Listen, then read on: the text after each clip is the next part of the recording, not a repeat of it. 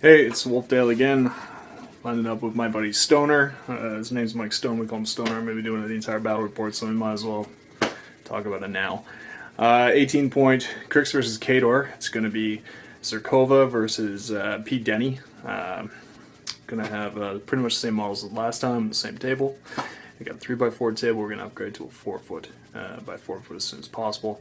I'll show you my army in a couple minutes, and we'll introduce you to Stoner, my opponent. Alright, this is Mike Stone, aka Stoner. Say hi to the camera, Stoner. Alright. Hi, how you doing? And show us the army you have brought for us tonight. Well, it's a bit of a themey, fluffy list. I have Coldland Commander Zerkova as my warcaster. She's going to be taking charge of Juggernaut and Kodiak there. Supporting her is a War Dog and some of her Greylord buddies. We have a Greylord Turnian and a Coldland Lord, and rounding it out, Widowmaker Marksman. I gotta tell you, I like the Coldland Lord. It's a cool name. Alright. Coming over here, I got my standard Cryx army. The only difference tonight is that I managed to pick up a Scarlock, which is for a deal. He's already painted and assembled. I've got P. Denny, I got the War Witch over here, 3 little Bone Jacks, and of course the Slayer that was pretty cool last game. And I guess we're going to set up terrain. Same thing, we're doing 3x4 table. It's going to change soon though. I'm going to get a bigger area to work with. But we're going to roll off here, do some terrain, and then start it up. Okay, and we're off to start on deployment. This is how Mike decided to deploy. This here is a wood, and we have a hill over here. This is a wooded hill, and then I have a hill down at my end as well. He decided to advance deploy his sniper out here. The rest of his guys kind of take up formation there. And on my side, I set up similar to the last game, except I have the Scarlock out to the side there, and I have advanced deploy on the War Witch because this is a tier 1 P. Denny list, so I decided to kick her up a little bit in the front. And Mike won first turn, and he's decided he's going to go first, so we're going to get back to you after this. Alright, so that's Mike's turn 1 completed, and tell us what you did, Mike. Let's start with your sniper. Well, he sauntered up a little bit. He didn't really do much. He has no targets with the War Witch there having stealth. Alright.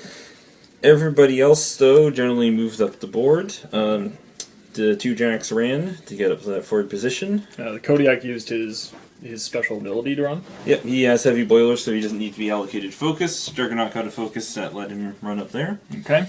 The Greylord Turnian there have advanced and cast Blizzard on themselves, so we have cloud effects on each one of them. 3-inch radius. Yep, gives all of them concealment and blocks line of sight past them, so the Coldland Lord and Zerkova herself are unseen. Okay, and the dog just ran up. He's on the lookout for trouble.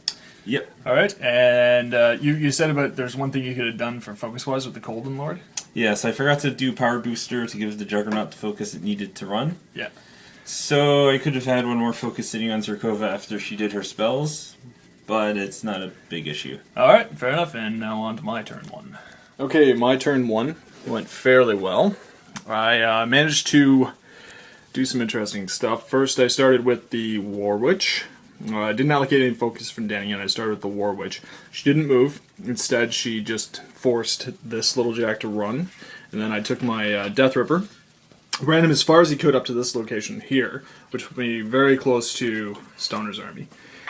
Next, I walked all the jacks up. I had the Scarlock running behind here because he can't arc node, so I just wanted to keep him in the back for a while. And I know if he's behind the Slayer, he's probably not going to get nuked. Then I had Denny walk up to here, and then she arced Venom through the jack and hit the sniper who was here, vaporized him with a boosted attack. And then I also managed, since it was within 8 inches, to get Crippling Grasp on the Kodiak. Now he has a -2 to speed, arm, defense, and strength. So he's kind of crippled for right now. And that's the end of my turn. I'm going to pass it over to Mike for turn 2. Okay, Mike's turn 2 just finished. Mike, why don't you tell us what you did? We'll start with the Greylords. Okay, I advanced them up ahead of the rest of the army. They all did blizzards on themselves, Yeah. which either gives concealment or completely hides the rest of the army behind them. Okay. As their action, the Jacks moved into position to let the Greylords by and to get in position for any possible charges. I gotta tell you, it looks like you're circling the wagons. The buffalo are getting into the herd. Maybe a little. Alright. The Coldland Lord just ran up. Zerkova cast Banishing Ward on the Kodiak to get rid of the Crippling Grasp, and Yep. then put it back on the Turnian to make them immune to further spells. That's handy. That's handy. And aside from that, she kept Watcher and is just holding on to the rest of her focus for the time being. How much focus does she have left? She currently has 3. Okay, that's back on the card there. Okay. Yep. And that's about it. And the dog just walked. Yep. Okay, so that's the end of your turn 2, and I'll see what I can do on the beginning of the beginning of my turn 2, and had some tragedy and some okay actions. First thing that happened is I ran this little bone jack a bit farther up. I think I walked him. I got up, but as soon as I did, it kicked off that spell that Stoner had up. What was the name of that spell? Watcher. Watcher. So the Kodiak walked forward and gave him a nom. Basically took out all of his right and left columns and 1 point into his mid column, so he lost his head and his movement, so he's kind of stranded there. Shut him down as an arc node too, which kind of sucks because I was hoping to get Venom off across the blizzard generating guys.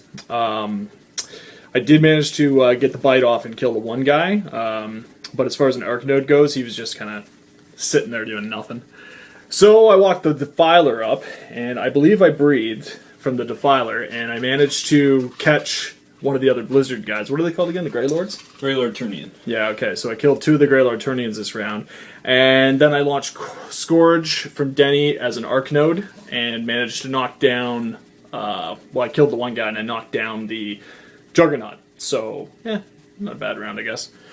I walked the Witch and the other Bonejack over to here. I walked the Slayer to here. Scarlock took a little walk to here. And Denegra just kind of sat where she is. Didn't do much besides cast her the Arc Node and boost the damage to kill the Colden Lord. So, a rough round. I forgot about the Watcher spell. Let that be a lesson to you when you're facing off against these Khador casters. And, I guess we're on to Mike's turn 3. Okay, go ahead. Okay. Kodiak there managed to easily finish off the rest of the Bonejack. Yep. Let's see. Juggernaut moved up a bit. Main action was from Zerkova herself. She put Watcher back up on herself, moved up, activated her feat, which prevents the Cryx forces, except Denegra, from charging this round, among other things. She also used the rest of her focus to put Razorwind on the War Witch Siren and took her out of the game. Yep. Sad. Sad tale.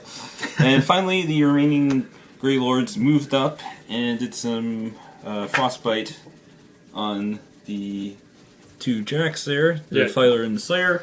Didn't do a whole lot of damage, scratch some paint. But. 2 to the Defiler, 4 to the Slayer, took out column 1 and part of 5. Yeah.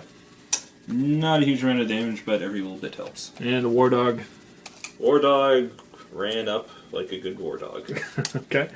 And that was the end of Mike's turn 3, on to my turn 3.